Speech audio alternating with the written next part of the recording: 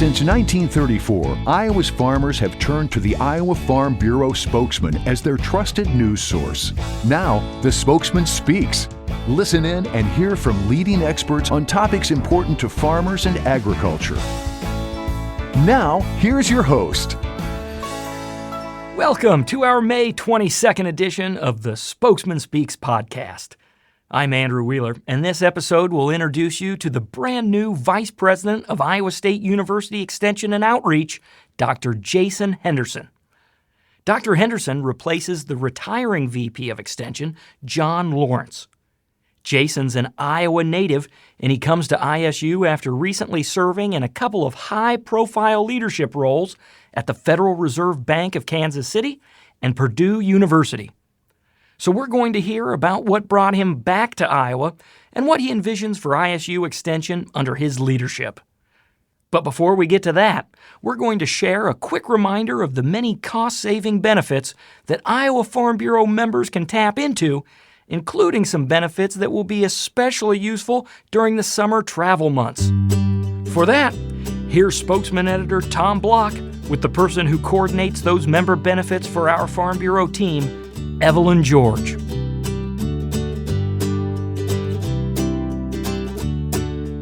Evelyn, thanks for joining the podcast to tell our listeners about how they can take advantage of Farm Bureau's member benefits while planning their summer vacation, especially for those who might be last-minute planners like myself.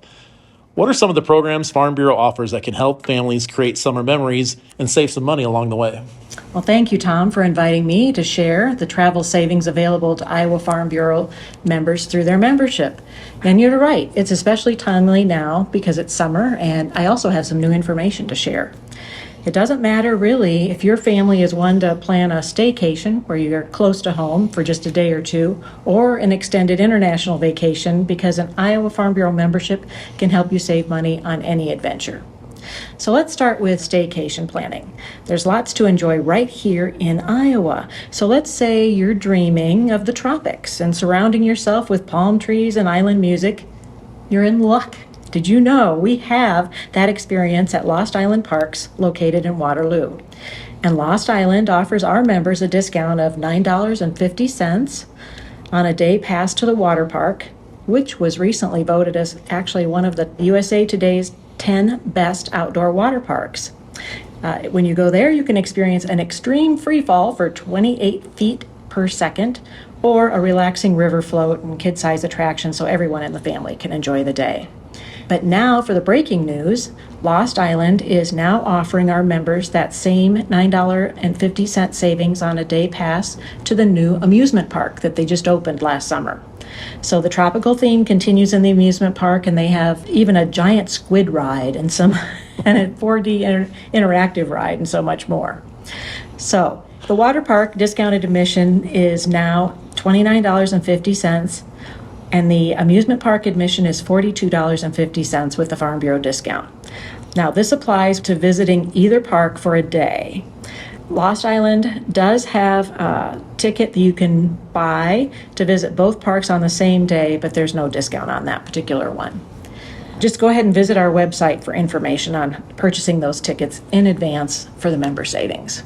Adventureland in Altoona has offered Farm Bureau members discounted admission for many years. And Adventureland, of course, visitors always have access to both the amusement park and the water park when the water park is open. That's how they've set up their admission. So this summer, Adventureland is offering a single-day ticket to our members for $37.99, plus their processing fee and tax. But that provides us with a $30 savings off the gate price when you purchase it with our promo code. Now, if any of you checked on the price last year, you'll notice that this is $12 less than last year. So they really have made it a savings for our members this year. And my son was so excited. If you like thrill rides, you'll want to check out Adventureland's new log flume ride called Draken Falls. This is supposed to be only the second super flume ride to open in the United States. The first is in New York City. And my son's not going to get there, so he wants to get to Adventureland.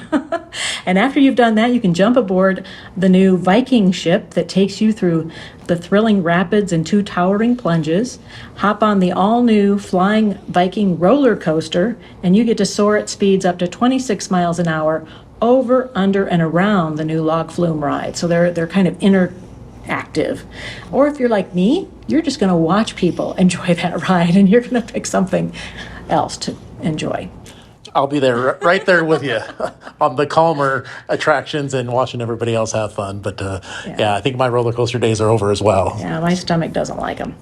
Well, Evelyn, one of the benefits that I personally use the most is the discounts that we have on hotel stays. And I can attest that it doesn't take too many overnight stays to save enough money to pay for your Farm Bureau membership, or at least a good chunk of it. How can Farm Bureau members take advantage of those hotel discounts? You aren't the only member that takes advantage. Choice Hotels is a very popular member benefit that we've had for years, and it covers their hotel brands all around the world, so you don't have to stay in Iowa or the Midwest. And members have told me that Farm Bureau discount of 20% is better than they can get with AAA or AARP membership on a Choice Hotel stay. So the hotel brands that are included in this group are Comfort Inn, Sleep Inn, Quality Inn, Econo Lodge, Clarion, Suburban, Mainstay Suites, and Woodspring Suites, and a couple more. That's a lot of choices, but they've also created a new brand that they call Cambria, and this offers more upscale amenities if you're looking for those. They have on-site dining with local foods and local craft beers. They have state-of-the-art fitness centers, outdoor patio with fireplace, and more. In fact, Iowa has a Cambria hotel in Bettendorf. Again, you need to book in advance online or through the Choice Hotels toll-free reservation line using our special code to get the discount. And you can even do that from the parking lot, because I've had members say too, they don't plan. They're last-minute planners, so they're not sure where they're going to stay, but as long as you do it through the corporate system, you can get the discount. And Wyndham Hotels also offers members up to 20% discount on hotel stays. Brands included in Wyndham are American, Baymont, Microtel, Super 8, and Travel Lodge, as well as a Wyndham, of course. I will tell you that I've had a few members report recently that the Farm Bureau member price is not always the lowest price. Sometimes there's a special promotion. So my recommendation would be that if you're calling for a reservation, first ask for the best rate you can get, and then ask for the rate with our corporate code so you can really compare the prices. Generally, the lower price is non-refundable, so if you book it and you don't go, you've still paid for it, which I've done. But with the Farm Bureau member rate, you can cancel without penalty up to 24 hours before your stay.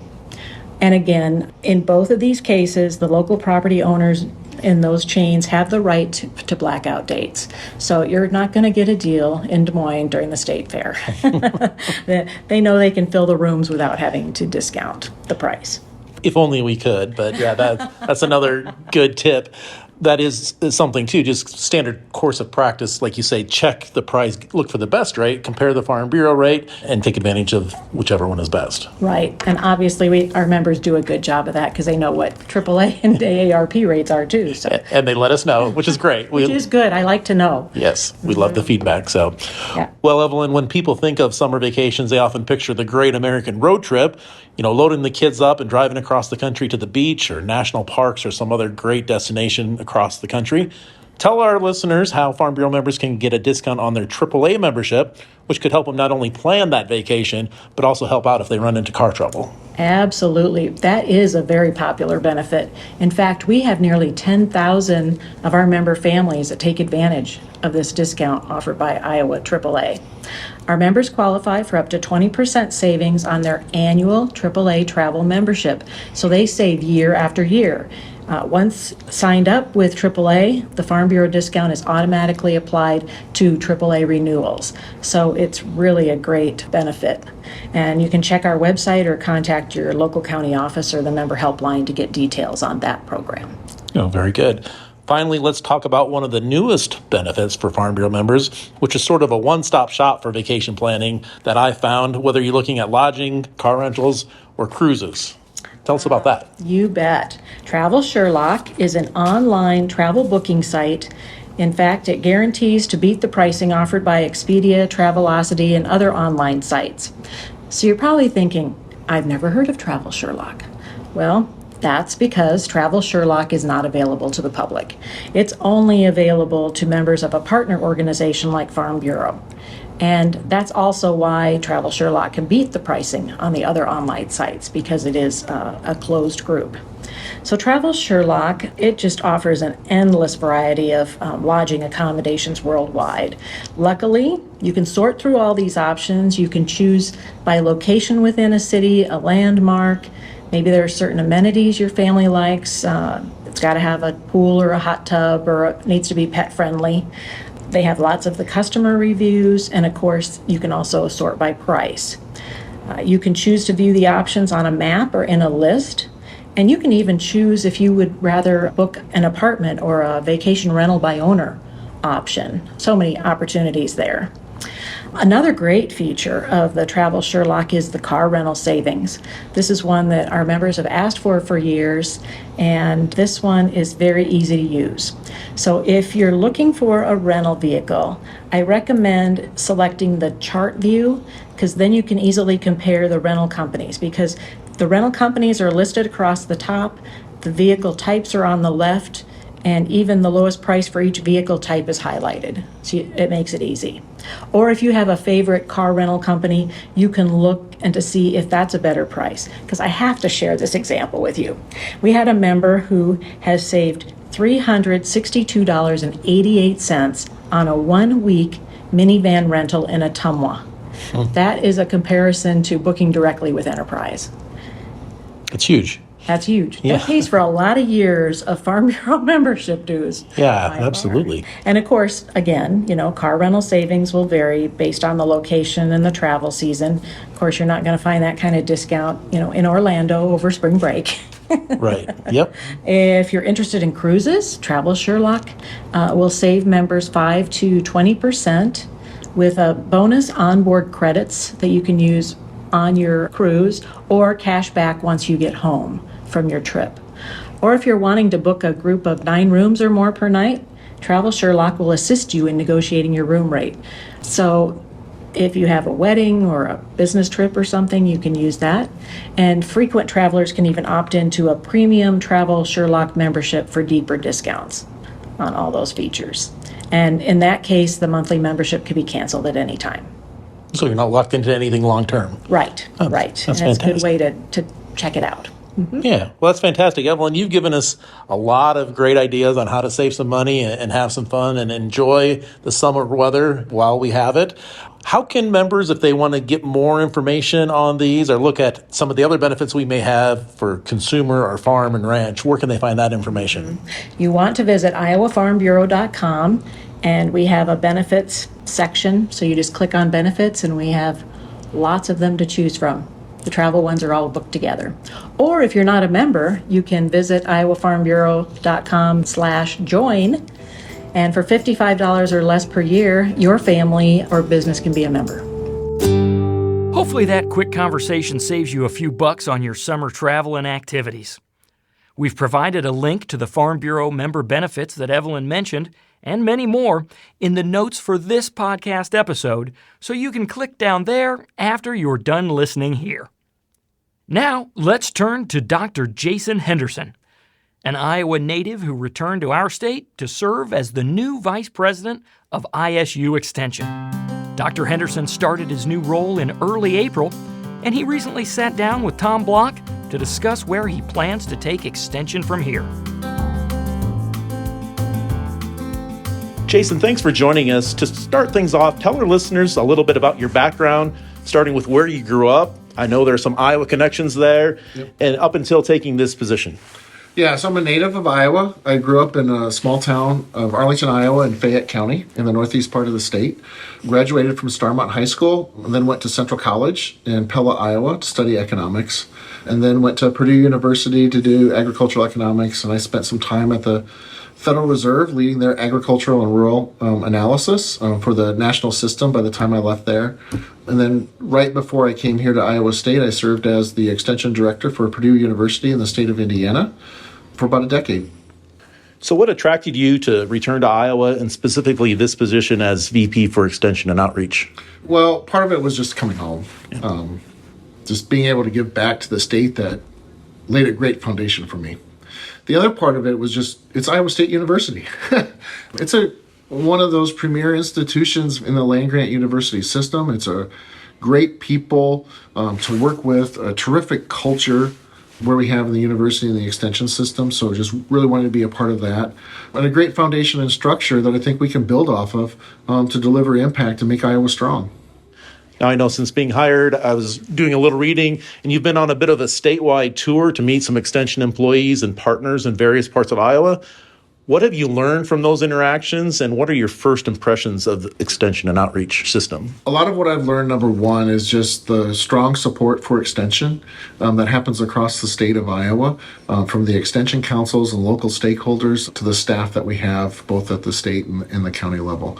Also learning, I think the big thing is that culture always trumps strategy, and I think the going out here of just seeing the culture of service that's inside of extension is just tremendous of where it is. And now at this point in time of going through is there are a lot of opportunities for extension. We're very big and we're very broad, ranging from ag and natural resources, human sciences, community development, and then our flagship program of 4-H. And so all of this of where it is, we have a lot of breadth, but we have to really focus on, we can do a lot of things and we can do anything that we want, but we can't really do everything. And so we have to focus about what do our stakeholders in our communities tell us that they're really impactful and what we need to do today to make Iowa strong, and other things we'll have to focus on and do it tomorrow, because we can do a lot of things, we just can't do everything. And is that some of what you've been hearing as you've been out and talking to people? I think that is something that I've been hearing a lot. A lot of conversations of coming off of COVID and the stress and struggles with that, and a lot of changes and shifting, and people are asking a lot of questions of what does the new normal, if you want to borrow that phrase, look like in a COVID type of world? What does extension look like in this framework? And I think for us, it's focusing on the fundamentals of extension of we're here living, working in every community across the state. Those fundamentals are going to be true, and they're going to be the foundation of what we do moving forward. But we know that our communities evolve, and so we have to evolve with them. And we also know that our communities and our ag industries and our manufacturing industries and our service sectors, they also have dreams and aspirations. And so how do we help them, identify, clarify what those are, and how do we help build those? As you've talked to people and heard some of their feedback, what strategies do you have in mind to increase the community engagement and expand the university's reach? And are there examples of programs or activities from your previous jobs that you'd like to integrate? You've got quite a varied background from the Federal Reserve to Purdue. Anything that you could bring to Iowa from there? So I think of going out of what strategy we're going to do is, number one, it's going to start with engagement. So I've been going out in this last month. I've been meeting with staff across the state. But we're also having a series of community sessions, talking with stakeholders about what do they see in terms of what we need in terms of our people, and then what do we need in terms of our industries and in our communities, and some of the opportunities that they see and some of the challenges and hurdles that we have to overcome to seize those opportunities. And we've had some great discussions. We'll be having those as we go through the summer and into the fall, and have a strategic plan out in January of 2024 of launching the new year with where we want to focus our activities within extension. So we're looking forward and really being excited about that. The other part of it of what are the things that we want to bring here, and to be honest with you, in many ways, when I was at Purdue, we stole a lot of things from Iowa State University Extension. It is a great organization, and we would take programs that were really effective and launched here in the state of Iowa, and taking them to Purdue, like the Growing Together and the Strengthening Families and that aspect of it. Some of the things that I would like to think about bringing here would help complement things that are already been building and on the ground. So for us, it's focusing, how do we get extension back on the farm? Each and every farm in Iowa, and what's our touch points? And I just believe when I sit down with farmers and I ask them about extension and what they remember about it, almost every single one talks about sitting on the tailgate, talking to somebody in extension. They might have had the conversation about one topic, but then they talk about a whole host of other things, of adopting new technologies, or whether it's applying pesticides in a certain new way, or talking about what are some different opportunities or plants to grow or livestock or how to market things differently? The conversation is usually wide-ranging, but they always talk about the tailgate conversation. And it's the same thing with our families. When I talk to them about what's most memorable for them, oftentimes they talk about those conversations that they have on the front porch, right? And just having it with their educator or their field specialist that's happening in there that just makes a difference in their lives in various different ways. You talked about Extension having that presence in every community throughout Iowa, every county throughout Iowa. Much like Farm Bureau, what do you plan to do or plans to foster collaboration and partnerships between the university and external stakeholders such as Farm Bureau to enhance your activities? Right. I think for us, it's having conversations about what's our strategic plan going forward, and then sitting down of really identifying where those plans overlap, of doing different aspects of it, and so how do we support each other in various different ways, both strategically and tactically over different projects. And there's been ongoing support over time of those aspects of it. Coming from Indiana, we had a strong collaboration with Farm Bureau in Indiana. Our initiatives did overlap in terms of the agricultural types of education that was needed, support for the 4-H youth program of building the next generation of leaders within all of our communities. It's talking about what are the economic implications of different policy changes, whether it's land values, taxation, or regulatory types of things. But it's also exploring what are some of the new economic opportunities and the role of entrepreneurship in agriculture, in our rural communities, and our urban neighborhoods. And so I think all of these things, and as Iowa becomes more urbanized, or the integration, how does urban and rural interface, and the roles that we can play in building those conversations, as each and every year it seems like people are one generation further from the farm. And so how do we keep those ties, and how do we work with partners like Farm Bureau, and how do we work with our government agencies, and how do we work with various different nonprofits to strategize on directions that we can to make Iowa stronger, and how can we collaborate to do that? Because no one organization has all the resources and insights that we all need, but I think together we can do it. Yeah, and you mentioned even if you are a generation or two removed from the farm, there's an affinity for farmers and a pride with those urban people of being from Iowa. And there's an opportunity for Extension to touch people in a lot of ways that way. No, it is. And I just think it's just really important for us to keep those connections. And I think of, when I think of 4-H and we talk about our livestock programs, the benefit, is about raising livestock.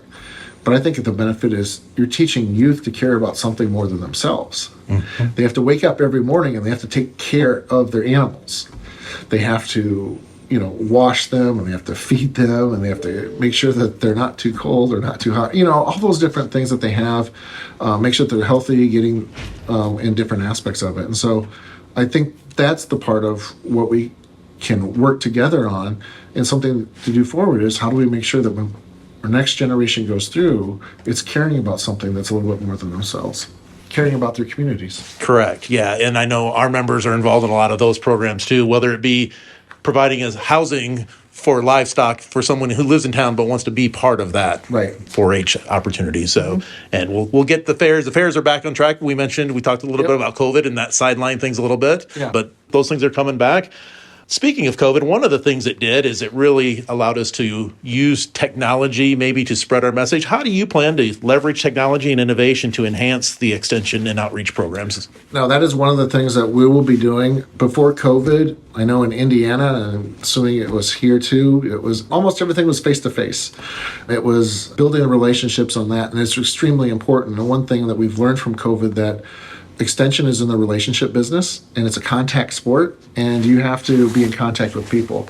But at the same point in time, we have new technology, and it allows us to reach people in different ways. It allows us to reach them where they want to be reached at the time they want to be reached. It might be in the middle of the night as they're sitting in a lounge chair in pajamas, or it might be during the day of reaching them in their office over the lunch hour across the whole state at one point in time. But we have to adopt technology to allow us to reach people how they want to be reached and where it is. We've done some surveys here recently of asking our stakeholders, how do you want information delivered to you? It's going to be varied by person. And so I think for us, the challenge is how do we deliver information, resources, and insights in multiple different ways through multiple different mediums to reach a broader, diverse audience. And so I think that's something that we're going to be working through. I think we can do it. There'll be some struggles and challenges on the way, but I think it's an opportunity for us to reach people more broadly and reach people when they want to be reached.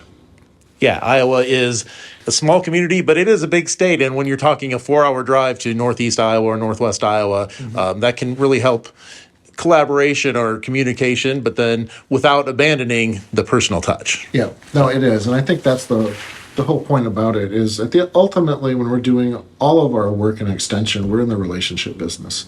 And so how do we go about building personal relationships? We're really focused on wanting to work with our communities to help them reach their dreams and aspirations. Now, Jason, your predecessor, John Lawrence, was very well known throughout Iowa, first as an extension economist and later on as VP of Extension and Outreach. Have you had a chance to visit with him? And if so, what advice has he given you? Yeah, I've known John a long time. Back when I was a new economist at the Federal Reserve, and John was here at Iowa State in the College of Agriculture. And I've known him when he was VP of here, and he just really had the same solid foundation and just really strengthened the organization in general. And so just really honored to build on his legacy. And I'm looking forward to that. Main thing for me that he remembered was, we're here to serve. He said, be yourself. And that is just taking care of Iowa. Mm-hmm. Now, one of John's many accomplishments during his career was helping develop the Iowa Nutrient Reduction Strategy, which established a framework to reduce nutrients that move from Iowa into the Mississippi River Basin and down to the Gulf of Mexico. How will Extension continue to support the nutrient reduction strategy going forward? Yeah, so we're going to continue to be that partner with everybody that's been involved in this, a lead partner, and provide some leadership in there when it's appropriate on that part of it and doing those things. We'll continue to figure out different ways to enhance those capabilities, to reduce the nutrients that that go down the river, because we want to keep them on the farm, just like everybody else does. Those are the things that we're going to be doing. There's going to be, as we go forward, I know that there's going to be new technology that comes out.